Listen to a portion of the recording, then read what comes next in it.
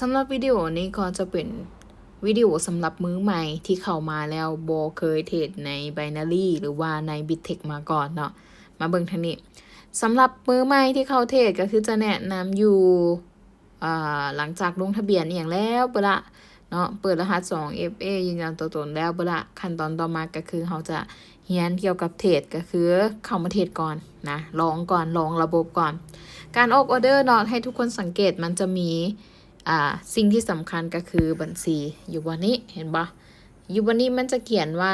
Demo Account เนาะมันจะมีอยู่2อันเวลาที่เขาแตะเข้าไปเนาะมันจะมีลูกศรอยู่บนนี้แตะเข้าไปมันจะมีอยู่2อันเลย2บัญชีเนาะอันที่1จะเป็นบัญชีเดโมก็คือเป็นบัญชีที่เอาไว้ให้เฮาได้ฝึกได้ฝนเนาะได้ลองระบบว่าเป็นแนวใดซื้อขายเนาะต่างๆและตัวต่อมาก็จะเป็นบัญชีจริงนั่นก็คือ Leaf Account อยู่วันนี้เป็นบัญชีจริงที่ใช้เงินแท้ๆในการเทรดในการออกออเดอร์สามารถ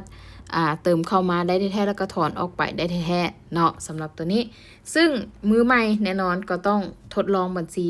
เดโมก่อนซึ่งถ้าหากผู้ใดที่เทรดละเงินเดโมหนะเบิดเนาะสามารถรีเฟซบนนี้เห็นปะมันมีลูกศรเคิร์ฟลูกศรวงวนอยู่นี่นะแต่ใส่บนนี้ถ้าหากว่ามันเบิดเนาะมันก็จะกลับมาเป็น 1,000 ให้เฮาอยู่บนนี้เนาะที่ทางเว็บไซต์กำหนดให้ก็คือ 1,000 USDT เดโมให้เขาได้ฝึกนะบัดนี้การเทรดการออกออเดอร์ให้ทุกคนมาเบิ่งตัวนี้นี่เห็นปะมันจะมีปุ่ม buy ปุ่ม sell อยู่บนนี้ซึ่งทุกคนสังเกตว่าเป็นสีเทานี่เห็นปะ buy ก็เป็นสีเทา sell ก็เป็นสีเทาและมีเวลาแล่นอยู่นี่นั่นหมายความว่าเราบ่สามารถกดหรือว่าออกออเดอร์ได้เพราะว่ามันเป็นช่วงระยะออเดอร์ที่รอท่ารับผลมาบัดนี้เขาจะเห็นปุ่มบ้ายเป็นสีเขียวแบบนี้แล้วก็ปุ่มเซลเป็นสีเขียวแบบนี้แล้วก็เวลายังไหลอยู่ใน30วินี่นะก็คือให้เฮารอท่าและให้เฮาวิเคราะห์ว่าออเดอร์ต่อไปเฮาจะกดบ้ายหรือกดเซลยกตัวอย่างเฮาจะบ้ายเห็นบ่ก็กดบ้ายไปแล้วก็มาถ้ายังบ่เบิดเวลาถ้าเฮาคิดได้ว่าโอ้บ้ายบ่ได้เฮาอยากแก้เฮาก็แก้ได้เนาะในการกดออเดอร์ไปนั่นก็คือกดเซลไปจังสิก็ได้คือกันแต่ถ้าหากเบิดเวลาในการออกออเดอร์แต่เป็นเวลาเราท่ามันจะเป็นสีเทาแบบนี้เราบ่สามารถเฮ็ดอย่างได้เลยเห็นบ่สังเกตเด้อกดออกกดเข้าก็บ่ได้เนาะอีกบ่เนี่ยก็มีแต่รอท่าอย่างเดียวรอรับผลว่าออเดอร์ที่เราออกไปจะลอสหรือเราจะวินบัดนี้กลับมาเบิ่งอีกอันนึงก็คือสำหรับเงินหลายคนเข้ามาเนาะหลายคนเข้ามาก็สงสัยค่อยกดออกเลยค่อยหลงค่อยบ่ได้ปรับเงินจื้อไว้ว่า1ว่าทุกครั้งของการออกออเดอร์สังเกตเด้อบอนนี้จะเป็น10เนาะแม่นบ่